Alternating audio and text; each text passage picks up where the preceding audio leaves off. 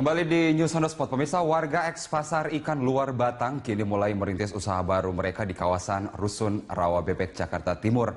Kepala Unit Pengelola Rumah Susun Rawabebek memberikan bantuan berupa alat berdagang. Dan untuk mengetahui seperti apa antusiasme mereka menjalani profesi baru mereka, kita bergabung dengan Sadrina Eva Nalia dan Rio Cornelianto yang ada di kawasan Rusun Rawabebek, Jakarta Timur. Iya, Sadrina, dari pedagang ikan, nelayan, kemudian menjadi pedagang di kawasan Rusunawa ini. Seperti apa antusias dari warga di sana?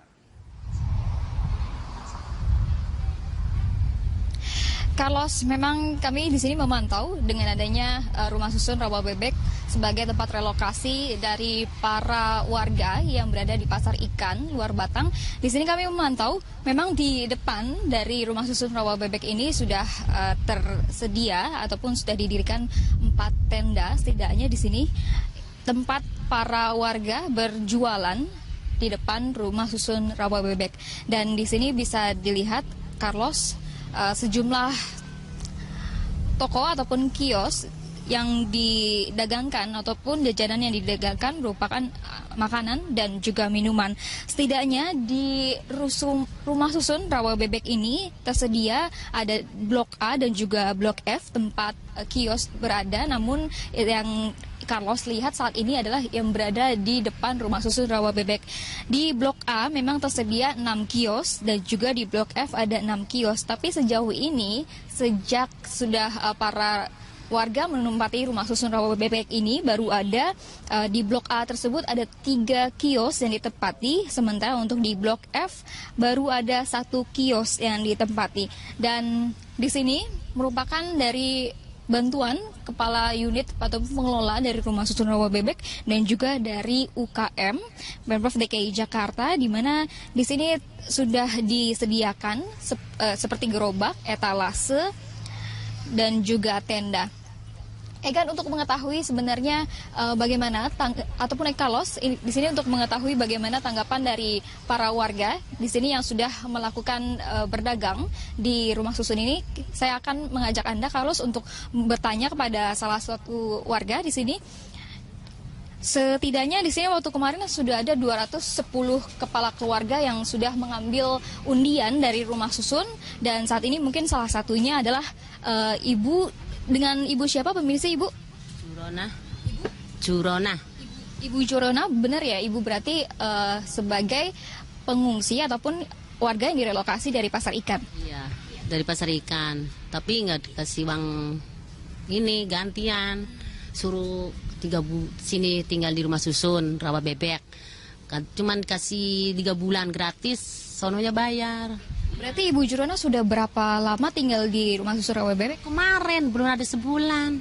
Iya, bahasa tanggal 10 deh, 1 bulan. Nah, gitu. Ibu, ini kan Ibu berdagang. Iya. Apa yang Ibu dagangkan di sini, Ibu?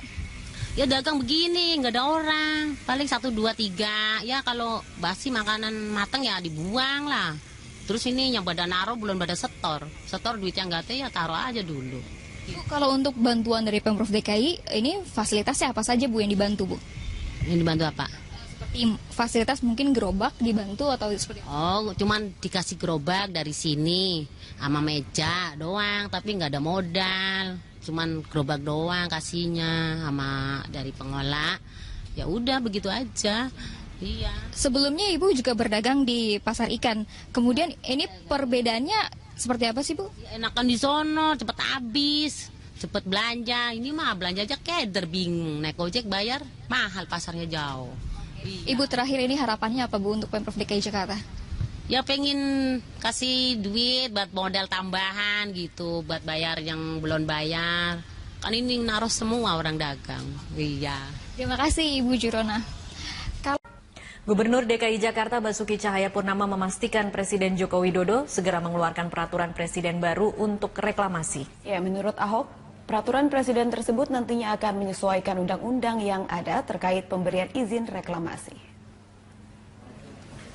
Ahok menegaskan peraturan presiden reklamasi yang segera dikeluarkan oleh Presiden Joko Widodo tersebut merupakan Perpres yang baru untuk menyempurnakan dasar hukum reklamasi Teluk Jakarta. Peraturan Presiden ini akan mengatur mengenai wilayah kerja pelabuhan dan lokasi strategis nasional di Teluk Jakarta. Selama ini pelaksanaan proyek reklamasi Teluk Jakarta mengacu pada Perpres yang lama, namun kemudian muncul benturan dengan ketentuan-ketentuan yang terbit setelah itu. Polemik terus berkembang hingga proyek reklamasi Teluk Jakarta dihentikan sementara. Masih keluarkan Perpres untuk menyesuaikan undang-undang yang baru keluar. Karena kan ada kelautan, ada pesisir, macam-macam kan. Jadi beliau akan keluarkan, termasuk soal wilayah kerjanya pelabuhan. Ada wilayah kerja pelabuhan, tentu harus diatur. Nah, jadi biar dengan Perpres itulah mengatur mana yang pelabuhan, mana yang lokasi strategis nasional. Suap pembahasan Raperda Teluk Jakarta terkuak, pembangunan reklamasi menjadi sebuah polemik yang terus diperdebatkan. Payung hukum reklamasi yang belum jelas hingga adanya sejumlah pelanggaran diduga terjadi. Kita akan segera bergabung bersama rekan kami Dade Salampesi yang akan mengelaborasi poin-poin tentang sikap pemerintah dalam rapat terbatas yang membahas reklamasi di Istana Negara hari ini. Dade, selain ketegasan pemerintah mengenai wewenang yang berada di pemerintah pusat, lalu apalagi yang disampaikan Presiden dalam rapat terbatas yang tadi? Dalam sambutan yang diungkapkan oleh Presiden Joko Widodo sebelum rapat terbatas terkait dengan reklamasi di Teluk DKI Jakarta ini, Presiden memang mengungkapkan atau menegaskan bahwa rapat terbatas yang dimulai pada pukul 1 siang tadi sama sekali tidak menyentuh aspek hukum.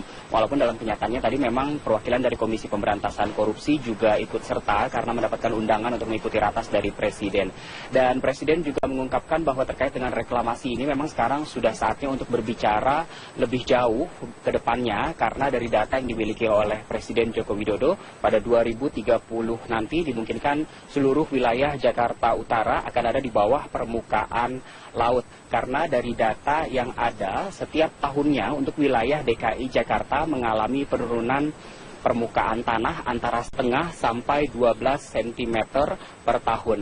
Dan pada 2030 nanti jika ternyata fakta-fakta tersebut betul-betul terjadi, artinya 13 sungai yang mengaliri atau melewati wilayah DKI Jakarta dan sekitarnya tidak dapat mengalirkan air ke Teluk Jakarta. Dari ratas tadi setidaknya ada 3 poin utama yang ditegaskan oleh Presiden, yaitu bahwa master plan terkait dengan reklamasi haruslah gamblang, terutama terkait dengan masalah lingkungan. Dan yang kedua, tidak boleh ada pelanggaran kaidah hukum dalam proyek reklamasi ini. Dan yang ketiga, pembangunan tidak boleh mengesampingkan kehidupan nelayan yang ada di sekitarnya. Sebenarnya terkait dengan reklamasi ini tentunya memiliki banyak pro kontra dan juga untung dan rugi.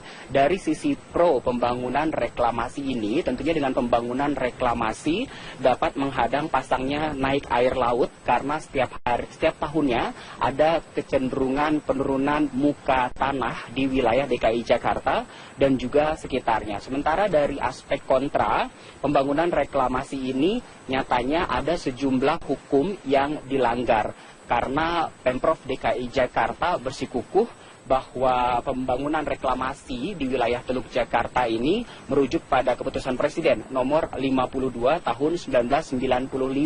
Sementara ada peraturan-peraturan ataupun regulasi dari sejumlah instansi lainnya yang dilanggar dari reklamasi ini. Yang artinya juga memang masih ada tumpang tindih peraturan terkait dengan reklamasi ini. Dan apa saja keuntungan dari pembangunan reklamasi ini? Di antaranya tentu saja menyediakan lahan bagi negara ataupun kota. Ini juga terkait dengan aspek pariwisata maupun khususnya wisata bahari dan juga dapat membantu penataan pantai. Di samping keuntungan dan pro kontra tadi dari reklamasi ini, ternyata juga ada beberapa aspek kerugian dari reklamasi.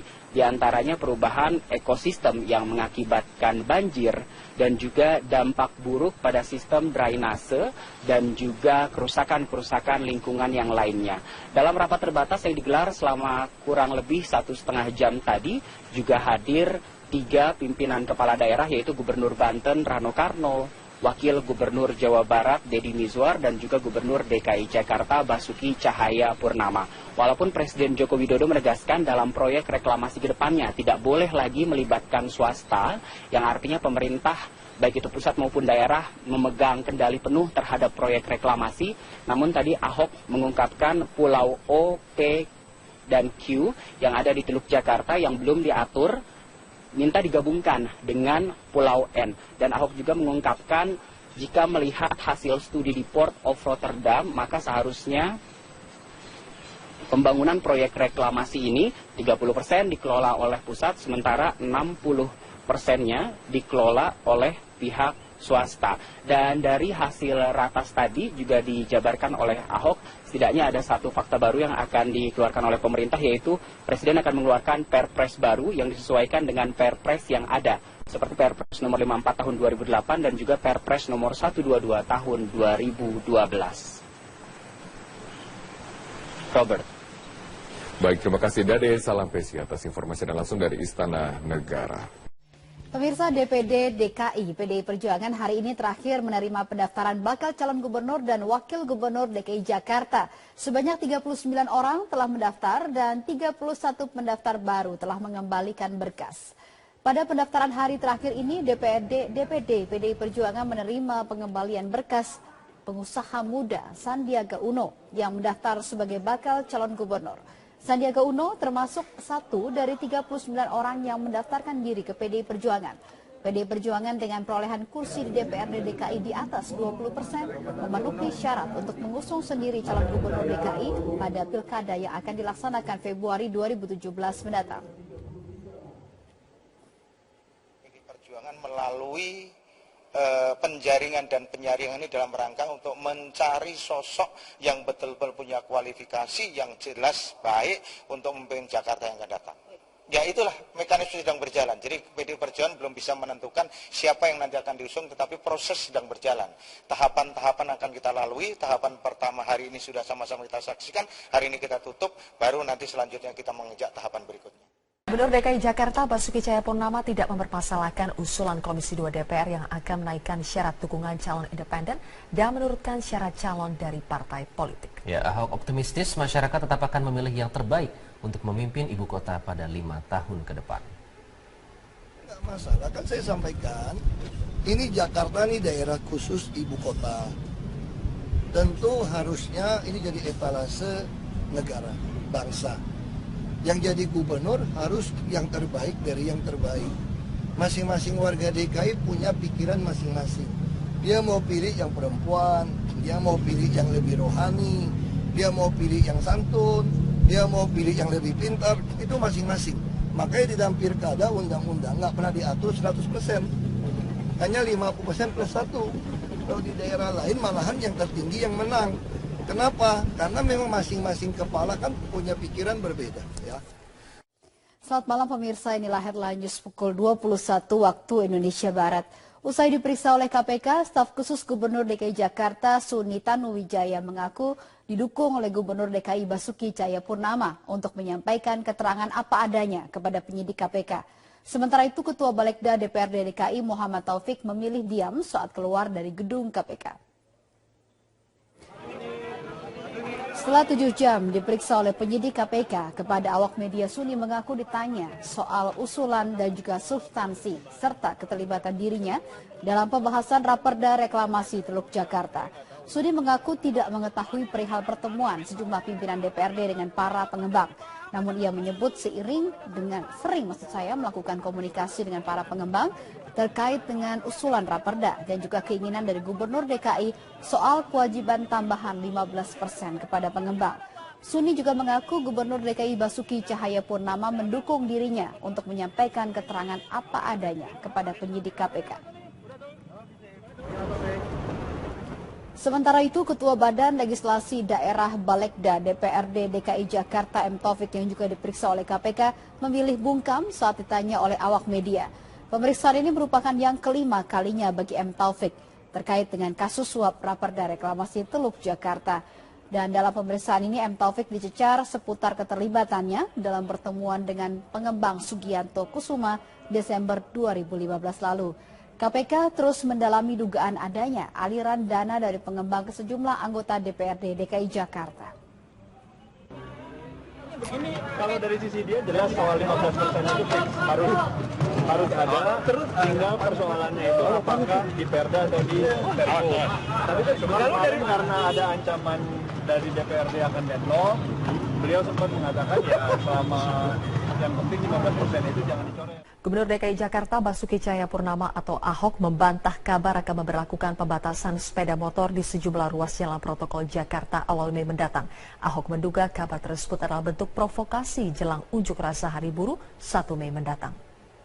Saat ditemui di lapangan Irti Monas Senin pagi, Ahok menegaskan pembatasan sepeda motor hanya akan diberlakukan bila fasilitas pendukung telah disiapkan, seperti penambahan jumlah armada bus Transjakarta serta penghapusan pembatas jalur cepat dan jalur lambat. Ahok pun menjelaskan sepeda motor tetap bisa melintas seperti biasanya hingga fasilitas pendukung tersebut telah siap. Terkait dengan beredarnya isu pembatasan sepeda motor yang mulai diberlakukan bulan Mei, Ahok menuding ada pihak yang sengaja menginginkan agar pengendara sepeda motor berunjuk rasa dalam Hari Buruh yang jatuh tanggal 1 Mei. Pembatasan motor kalau kita lakukan kalau ada IRP, jalan sama busnya cukup.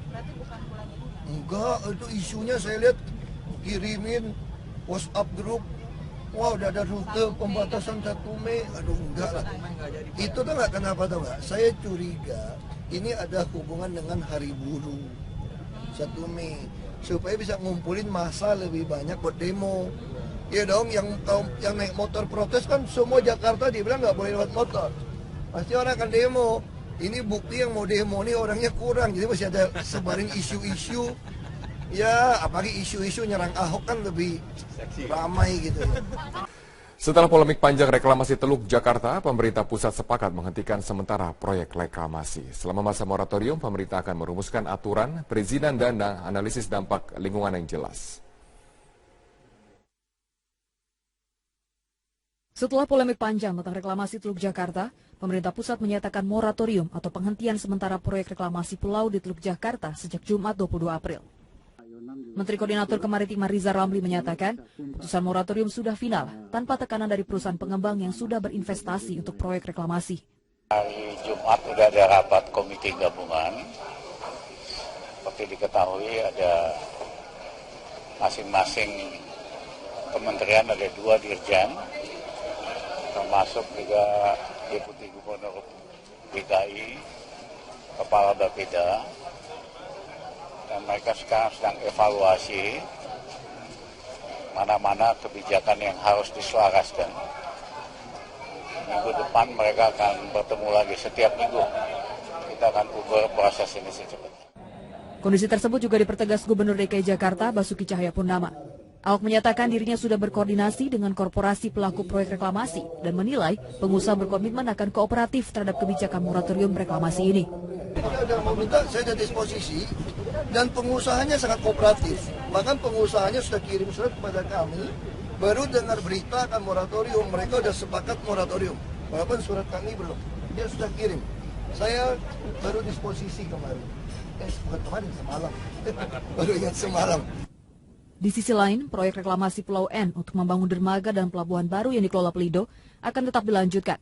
Pembangunan pelabuhan baru itu tergolong kepentingan nasional dan bukan komersial, sehingga kewenangan perizinan ada di tangan Kementerian Perhubungan.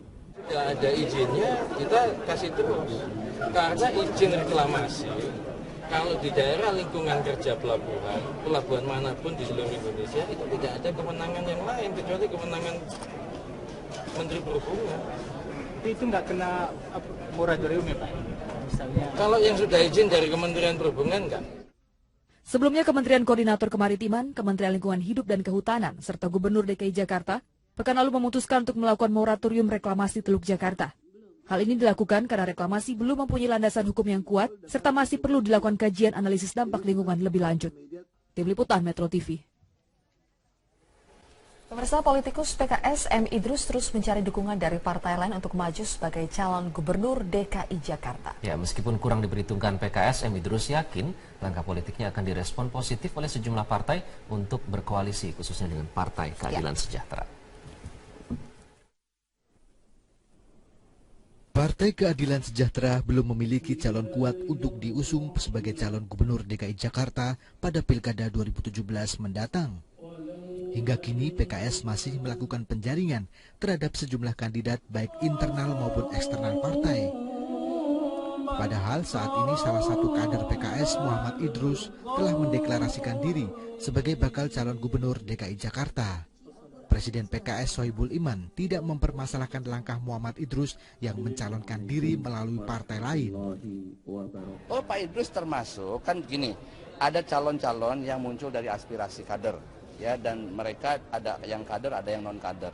Semua itu sudah kita brief, silakan memasarkan diri masing-masing, ya, untuk bisa menarik masyarakat secara lebih banyak lagi.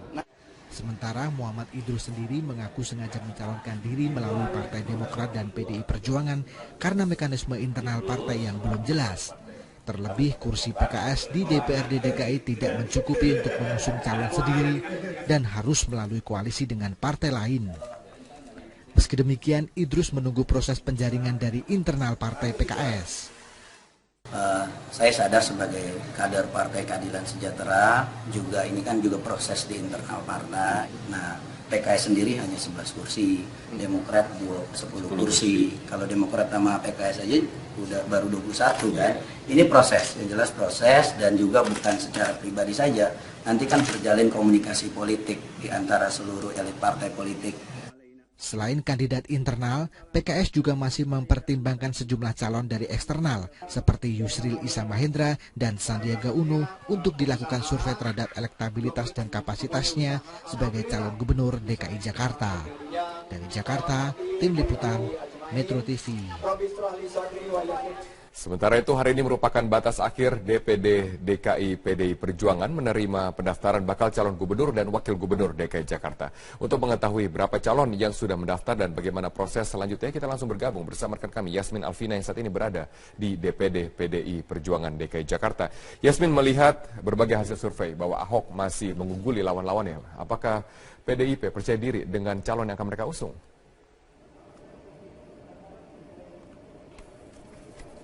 Ya Robert, nanti pertanyaan Anda akan kami jawab dengan narasumber yang sudah berada di sini, yaitu Wakil Pemenangan Badan Pemenangan Pemilu dari DPD DKI Jakarta. Namun sebelumnya saya akan menjelaskan dulu bahwa sudah ada 40 nama yang mendaftar sebagai calon gubernur DKI Jakarta melalui Partai PDI Perjuangan, dan hingga sore tadi sudah ditutup pukul 16 waktu Indonesia Barat, sudah ada 32 nama yang mengembalikan berkas, dan di antara 32 nama tersebut sudah ada nama-nama yang cukup populer untuk dibicarakan sebagai calon gubernur DKI Jakarta, yaitu adalah Yusril Iza Mahendra dan juga Hasnaini Muin yang yang dapat dikatakan juga sebagai wanita emas. Dan tadi pada pukul 15 waktu Indonesia Barat, Sandiaga Uno juga sudah mengembalikan berkas untuk pencalonannya melalui Partai PDI Perjuangan ini. Dan untuk mengetahui bagaimana strategi PDI Perjuangan untuk bertarung ataupun bersaing dengan gubernur petahana Basuki Cahayapurnama, saat ini saya sudah bersama dengan Wakil Ketua Badan Pemenangan Pemilu DPD DKI Jakarta PDI Perjuangan, Bapak Gembong. Selamat sore, Pak. Selamat sore.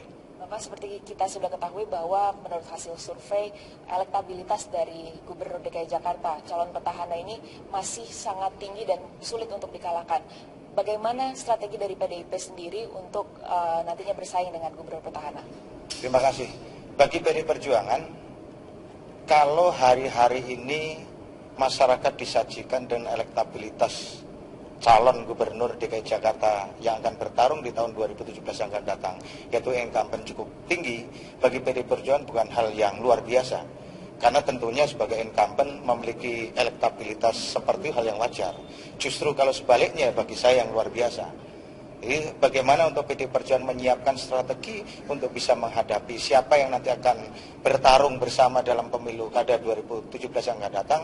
PDI Perjuangan melalui penjaringan dan penyaringan ini dalam rangka untuk mencari sosok yang betul-betul punya kualifikasi yang jelas baik untuk memimpin Jakarta yang akan datang.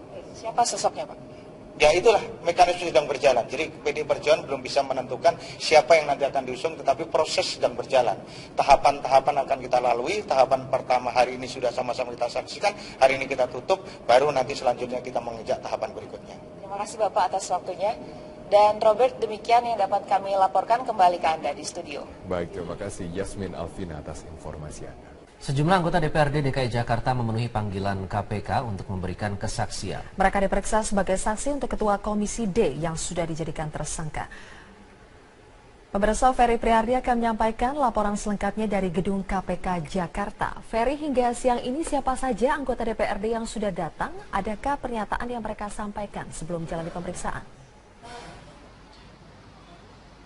Zilvia, sudah ada 5 anggota DPRD yang sudah datang memenuhi panggilan KPK untuk diperiksa sebagai saksi untuk Muhammad Sanusi, dan kelimanya tadi datang secara periodik sejak pukul 9 dan mulai menjalani pemeriksaan pada pukul 10 pagi ini.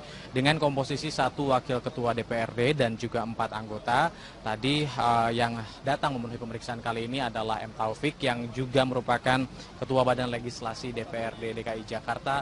Lalu sisanya ada 3 ketua fraksi, yaitu Pengaji Ketua Fraksi Hanura, lalu juga ada Selamat Nurdin Ketua Fraksi PKS yang juga sebagai Ketua Pansus Reklamasi DPRD, Bestari Barus, dan juga ada 1 anggota ataupun wakil, yaitu Mary Hot. Juga dengan Muhammad Taufik yang diperiksa sudah hampir 3 kali oleh pemerintah. Semuanya tidak terlalu banyak memberikan keterangan sesaat sebelum diperiksa.